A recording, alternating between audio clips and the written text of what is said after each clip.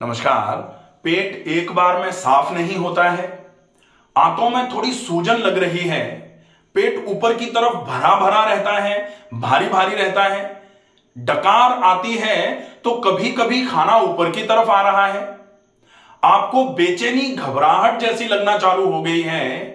और अगर आप एंडोस्कोपी कराते हो तो एंडोस्कोपी में इंप्रेशन में गैस्ट्राइटिस या गैस्ट्राइटिस जैसा कुछ लिखा हुआ आ रहा है, जिसको antral gastritis, pangastritis, diffuse gastritis, erosive gastritis, erosive antral gastritis, या फिर इसके अलावा आपका ये कभी कभी GERD या फिर LES जो है वो लेक्स हो जा रहा है, लेक्स LES, या फिर पेटुलस LES। ये टर्म अगर आपके एंडोस्कोपी आपने कराई है उसमें लिखे हुए आ रहे हैं और आपको कभी कभी ऐसा लगता है कि ये तो आ ही रहा है, लेकिन हमको तो लगातार डिप्रेशन बढ़ता जा रहा है, हमको लगातार चिंता बढ़ती जा रही है, चिढ़ बढ़ती चली जा रही है शरीर में, और कभी कभी ऐसा लगता है कि भ्रम की स्थिति पैदा होती चली जा रही है, किसी पर भी विश्वास नहीं हो पा रहा है, लगातार ऐसा लगता है कि हम ठीक हो पाएंगे कि नहीं हो पाएंगे। इसकी वजह से लगातार तनाव बढ़ता जा रहा है और उस तनाव की वजह से लगातार आप एंजाइटी में आते जा रहे हैं। क्या आप ऐसा महसूस कर रहे हैं? या फिर एंजाइटी के बाद में, जिसको डिप्रेशन कहा जाता है, आपको फील होने लगा है कि आप डिप्रेशन की स्थिति में आते जा रहे हैं। और कभी कभी तो अति तब हो जाती है जब लोग फोन करते हैं और कहते हैं कि साहब ऐसा लग रहा है जैसे आत्महत्या कर ली जाए। तो ये जो चीजें हैं, और ये होता है, किसी को अगर नहीं हो रहा है तो इसको मजाक में ना लिया जाए। डेफिनेटली ये गैस्ट्राइटिस की समस्या कभी कभी जब ये एक्स्ट्रा गैस्ट्रिक, इसको कैसे आप, ये कैसे साइंस बेस्ड हैं ये सारे फैक्ट्स, फैक्चुअल हैं ये सारी चीजें, किस तरीके से गैस्ट्राइटिस अपने आप को शरीर में रिप्रेजेंट करती है, आज हम पूरा फ्लो डायग्राम के साथ में आपको ये पूरा समझा देंगे कि गैस्ट्राइटिस होती है तो सुसाइडल थॉट्स कैसे आ सकते हैं आपको। गैस्ट्राइटिस अगर आपको है, एंट्रल गैस्ट्राइटिस है या इरोजिव गैस्ट्राइटिस हो गई है, तो ये सोमेटिक डिसीज है, लेकिन ये साइकोसोमेटिकली आपको इतना परेशान कैसे कर सकती है कि आपको एंजाइटी होने लग जाए, आपके शरीर में एकदम चिड़चिड़ापन बढ़ने लग जाए, आपका टॉलरेंस का लेवल इतना कमजोर पड़ जाए कि आपसे अगर कोई प्यार से भी बोले तो आपको गुस्सा आए। अगर आपके साथ ऐसा हो रहा है तो प्लीज इस वीडियो को अंत तक जरूर देखें, ताकि ये इनमें से क्या समस्या आपके साथ हो रही है और उस समस्या के ट्रीटमेंट के लिए आपको बेसिकली किन चीजों का फॉलोअप करना है, या आप अच्छे तरीके से समझ सकें। सबसे पहले जो ये गैस्ट्राइटिस है, गैस्ट्राइटिस का मतलब क्या होता है? गैस्ट्राइटिस का मतलब होता है कि ये आमाशय है और इस आमाशय में ये जो ऊपर का, इसको बोला जाता है लोअर इसोफेजियल स्फिंक्टर, और ये होता है, इसको बोला जाता है पाइलोरिक स्फिंक्टर। ठीक है। अब ये दोनों वॉल्व्स के बीच का, दोनों द्वारों के बीच का ये जो थैलीनुमा स्ट्रक्चर है, इसको बोला जाता है आमाशय। और इस आमाशय को अंग्रेजी में आप सब लोग जानते हैं, बोला जाता है स्टमक, और इसी आमाशय को लैटिन में बोलते हैं गैस्टर। तो जब इसको गैस्टर बोला जाता है तो इस गैस्टर में जब इन्फ्लेमेटरी चेंजेस आते हैं, जब इस गैस्टर में 5 साइन आते हैं, जिसमें सूजन, दर्द, लालामी, गर्मी और फंक्शन की कमी, लॉस ऑफ फंक्शन, जब ये 5 साइन कहीं भी आते हैं तो इन 5 साइन को बोला जाता है इन्फ्लेमेटरी साइन। इन्फ्लेमेटरी साइन को बोला जाता है, आइटिस से डिनोट कर देते हैं। तो ये आइटिस से डिनोट करेंगे जब ये 5 साइन आएंगे। तो जब ये आमाशय में 5 साइन आते हैं तब आमाशय में आइटिस, और आमाशय को बोला जाता है गैस्टर, तो गैस्टर में आइटिस और पूरा नाम हो जाता है गैस्ट्राइटिस। तो ये गैस्ट्राइटिस हो गई।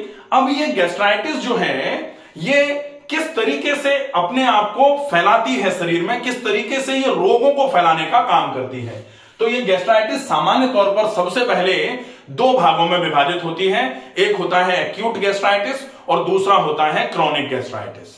एक्यूट गैस्ट्राइटिस का मतलब है कि आपने कभी थोड़ा सा ज्यादा खा लिया, या फिर कभी आपने कोई दवाई खाई, या फिर आपने कोई पेन किलर खाई, या फिर कोई एंटीबायोटिक आपने खा ली, या फिर कभी आपने कोई ऐसी गोली खाई जो एलर्जी कर गई, या कोई फूड एलर्जी कर गया आपको, या फूड पॉइजनिंग हो गई, उसकी वजह से आपको इन्फ्लेमेशन हुआ आमाशय में, लेकिन जैसे ही आप 1-2 दिन आपने थोड़ा परहेज बरता, वो इन्फ्लेमेशन खत्म हो गया। तो इसको बोला जाता है हुआ और खत्म हो गया, मतलब एक्यूट गैस्ट्राइटिस थी। अब बात आती है क्रोनिक गैस्ट्राइटिस की। क्रोनिक गैस्ट्राइटिस में क्या हुआ कि आपको गैस्ट्राइटिस हुई, रीजंस कुछ भी हों, लेकिन उस गैस्ट्राइटिस को आपने बहुत ज्यादा तवज्जो नहीं दी, उसका बहुत ज्यादा आपने परहेज करके ट्रीटमेंट नहीं किया, तो वो गैस्ट्राइटिस धीरे धीरे करके बनी रहना चालू हो गई। वो आपके स्टमक में और ज्यादा सिम्टम्स देने के मोड में आ गई, और उसके बाद उसका ट्रीटमेंट किया गया तो ठीक हुई, ठीक होने के बाद फिर कुछ गड़बड़ी हो गई तो दोबारा हो गई, और ऐसे करके गैस्ट्राइटिस जो है वो लंबे समय तक आपके स्टमक में इन्फ्लेमेटरी साइंस बने रहे, और लंबे समय तक स्टमक में इन्फ्लेमेटरी साइंस के बने रहने को ही बोला जाता है क्रोनिक गैस्ट्राइटिस।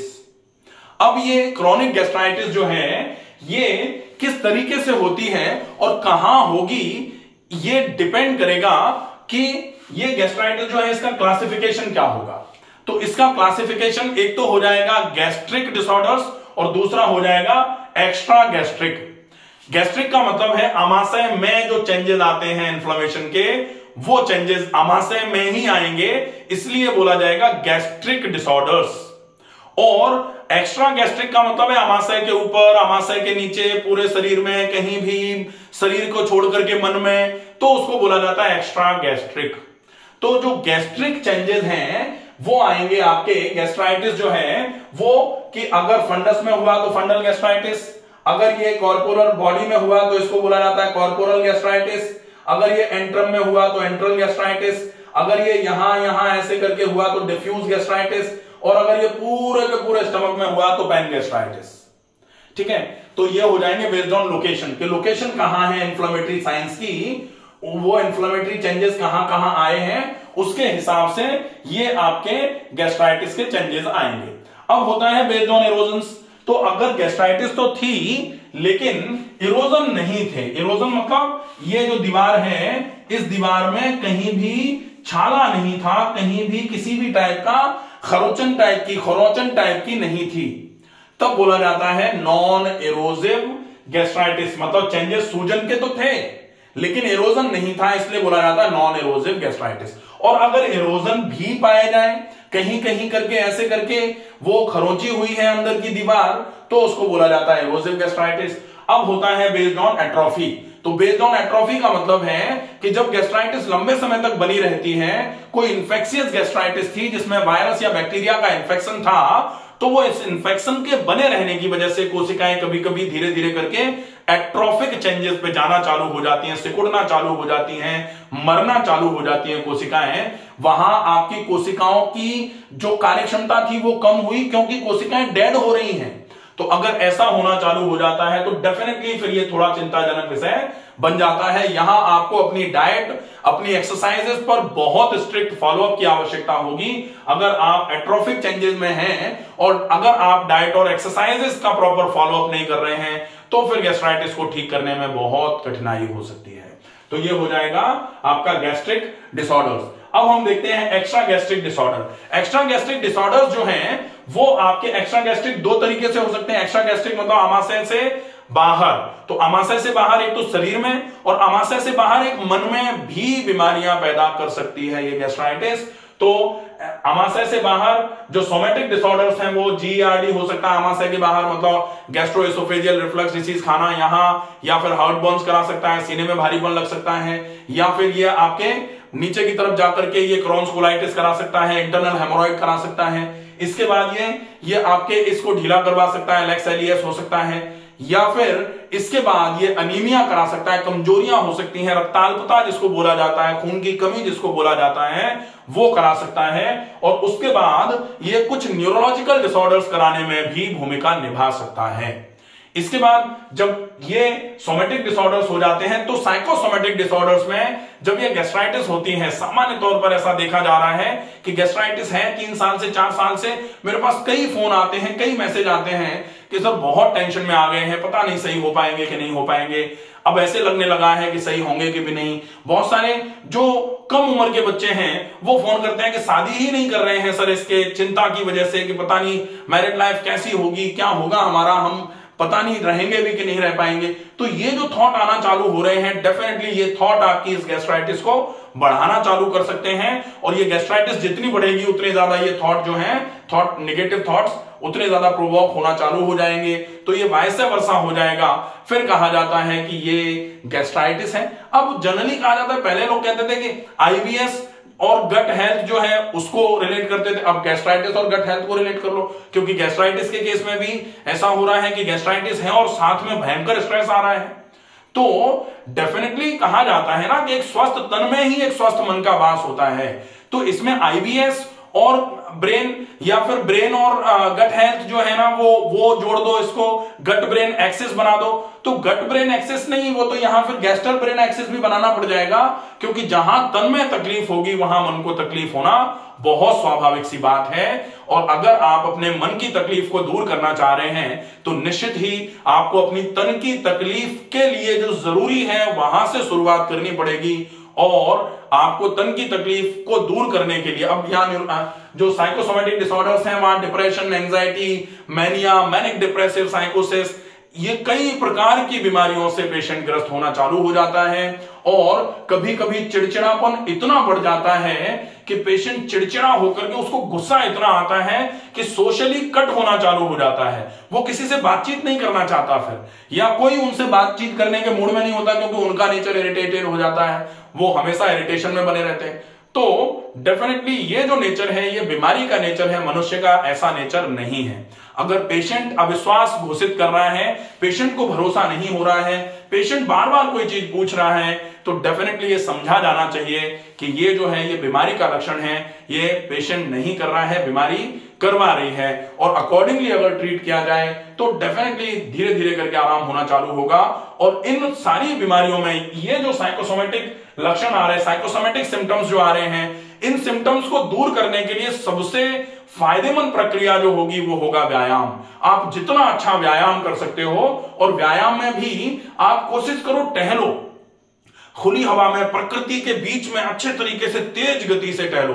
धीमी गति से टहलते हुए अगर आप, जैसे होता है ना कि कुछ सोचते हुए टहल रहे हैं, तो कुछ सोचते हुए टहलेंगे तो फिर गड़बड़ है, क्योंकि वहां भी आपके नेगेटिव थॉट्स चलते रहेंगे। आप प्रकृति के बीच में टहल रहे हैं, तेज गति से टहल रहे हैं, आपकी ब्रीदिंग पैटर्न जो है वो बहुत तेज हो जाएगी। और उस केस में आप अगर मुंह में पानी भर के टहलेंगे तो आपका श्वसन का दर देखिए कितना बढ़िया होता है।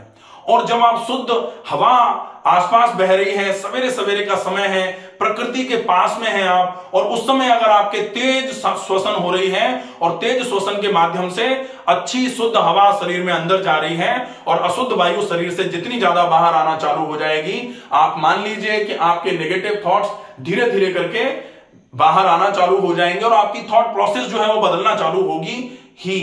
तो आप ये टहलना कर लीजिए। कुछ अच्छे आसन होते हैं, आसनों की तो परिभाषा में ही लिखा गया है, तत्व द्वंद्वा नभिघातम, यहां से द्वंद्व खत्म होना चालू हो जाते हैं, यहां से ड्युअलिटी खत्म होना चालू हो जाती है। लेकिन वो आसन आसन के फेज में करने पड़ेंगे, वो आसन सर्कस नहीं है। आसन मतलब कैसे, प्रयत्न शैथिल्यम अनंत समापतिभ्याम, लंबे समय तक आप शिथिलता का अभ्यास करते हुए किसी एक आसन का अभ्यास करिए, बहुत अच्छा रहेगा। स्थिर सुखम आसनम, आसन की परिभाषा होती है। तो स्थिर सुखम आसन मतलब आसन में आप स्थिर होकर के बैठें, तब जाके आपको आराम मिलना चालू होगा। आहार में विशेष फॉलोअप की आवश्यकता है। आप जैविक आहार खाइए, प्राकृतिक आहार जिसको बोला जाता है, प्रकृति ने जो हमको तुरंत दिया है, कोशिश करिए सीजनल फूड खाया जाए और कोशिश करिए रीजनल फूड भी खाया जाए। रीजनल मतलब जहां आप हैं उसके आसपास जो उगता है वो अगर आप खाएंगे आपके लिए बहुत उपयोगी माना जाएगा। और फिर आप कोशिश करें कि ज्यादा से ज्यादा चबा के खाएं, खूब अच्छी मात्रा में पानी पिएं, बहुत जल्दी में खाने को ना खाएं, बहुत ज्यादा भारी खाना ना खाएं, बहुत लेट तक आप खाने से बचें। आप अगर 12 बजे खाना खा रहे हैं तो डेफिनेटली वो प्रॉब्लम करेगा। रात के 12 बजे खाना खाना बहुत उचित नहीं माना जाता है। तो ये सारी चीजें आपको बहुत अच्छे तरीके से समझनी है। ये सिर्फ समझाने की दृष्टि से है। ट्रीटमेंट आप कैसे कर सकते हैं स्पेसिफिकली, अगर आपकी कोई कंडीशन है, आपने कोई टेस्ट कराए हुए हैं, प्लीज आप टेस्ट रिपोर्ट्स भेज सकते हैं और स्पेसिफिकली आप पर्सनल कंसल्टेशन ले सकते हैं। स्वस्थ रहिए, सुरक्षित रहिए। धन्यवाद।